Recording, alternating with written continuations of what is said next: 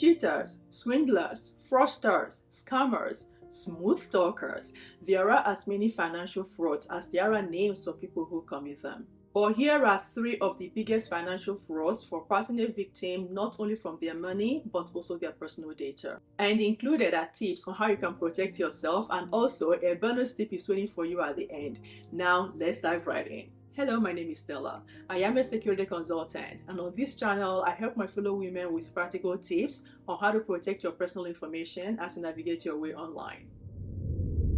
Digital fraud, like financial account compromise and romance scams, generate billions of dollars for criminals.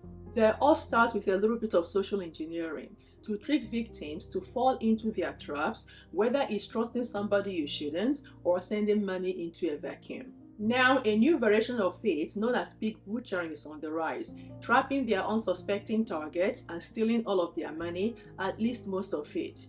So why the gruesome name? Pig butchering scams originated in China, where they came to be known as the Chinese version of the phrase Pan. The scammers refer to their victims as pigs, whom they fatten up to be butchered or conned out of as much money as possible. These types of scams are typically cryptocurrency schemes, though they can involve other types of financial trading as well. So you might ask, how does it work? The scammers usually go after people who are vulnerable. Some of their victims are people who have long-term health issues, older people, or people who feel isolated. They would reach out over social media, dating websites, text messages, and start up a friendly conversation. In the case of text messages, they might say something as simple as, "Hi," or "Hey Liz, it was fun catching up last week," or "Dr. Mitch, my dog has a poor appetite. Can you please make an appointment for me?"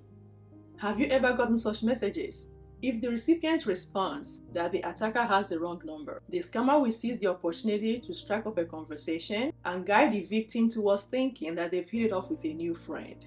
They take their time and continue with the conversation for weeks or even months to build up the trust. Same tactics is also applied on dating websites as well.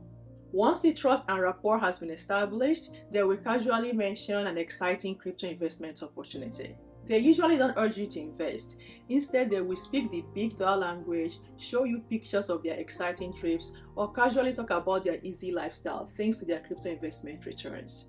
And sometimes the victims are the ones that actually end up asking how they can be part of the investment. The scammers will then set up an account for the victim on a platform that appears trustworthy, and sometimes they may even impersonate the platform of legitimate financial institutions. Once the victim has deposited all the money they have, or everything the scammers can get them to invest, the scammers will then shut down the account and disappear. So how can you avoid this? Please don't respond to random messages. If the dog is seriously ill, then we call the doctor. Never send money or cryptocurrency to anyone you haven't met in real life or someone you don't know and trust. Don't join an investment site or download an app, especially at the instruction of someone you just met online. Even if it looks good and seems real, it could be an app that the scammers are controlling to give the impression that you're earning profits. Don't invest in cryptocurrency if you don't fully understand how it works. If you need someone's constant guidance to use the platforms, you might want to steer clear and work on your understanding for now. I will be making a detailed video on this topic, so please make sure to subscribe and tick notification bell so you'll be notified once the video is uploaded. Following last year's 2022 crypto crash, criminals have added bogus crypto recovery services to the list of strategies that they use to empty people's real and virtual wallets.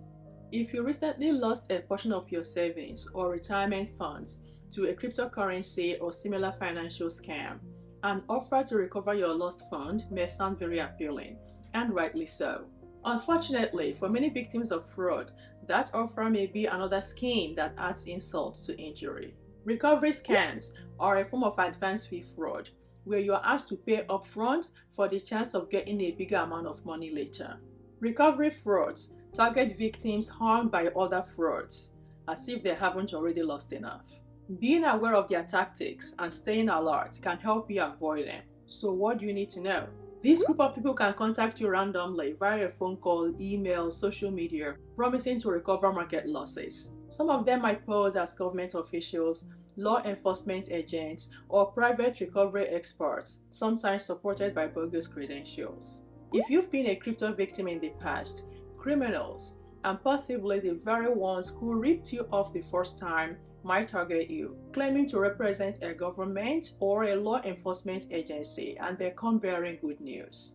They might say something along the line that the criminals who scammed you have been caught with some or all of your funds recovered, and you only need to provide them with your bank details to deposit the funds and then pay some tax or administrative fees.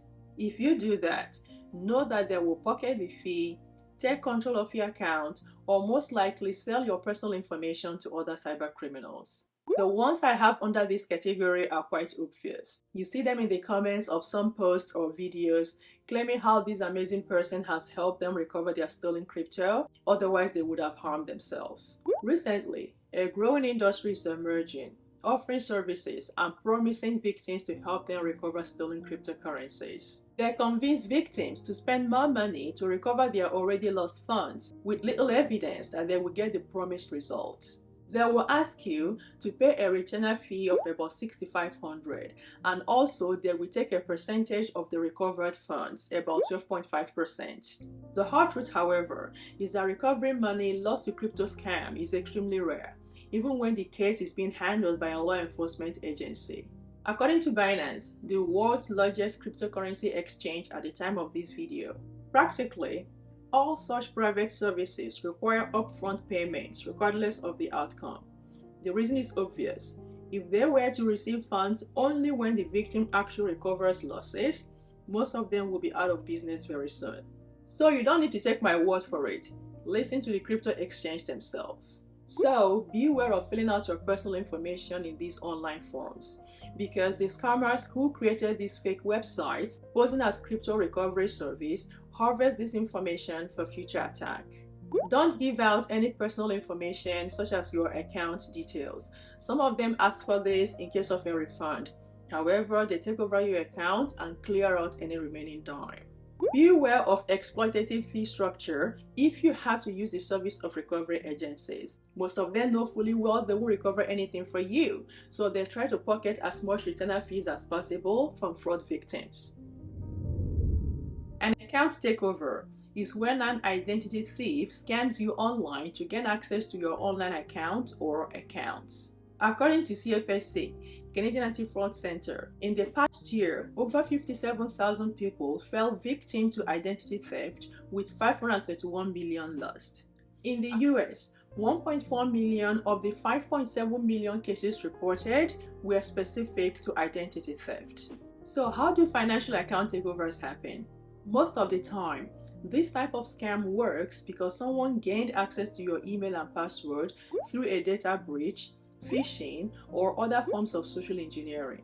You might be tempted to think that hackers only want access to your financial institution account. However, there are many other valuable accounts that many people don't secure. An online scammer can ask friends for money on your Venmo account or purchase goods with access to your Amazon account.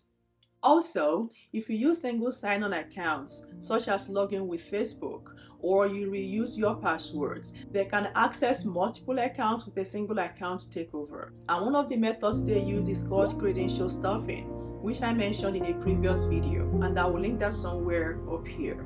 So what are some of the warning signs? Notification of failed login attempts or request to confirm two-factor authenticator codes you did not initiate.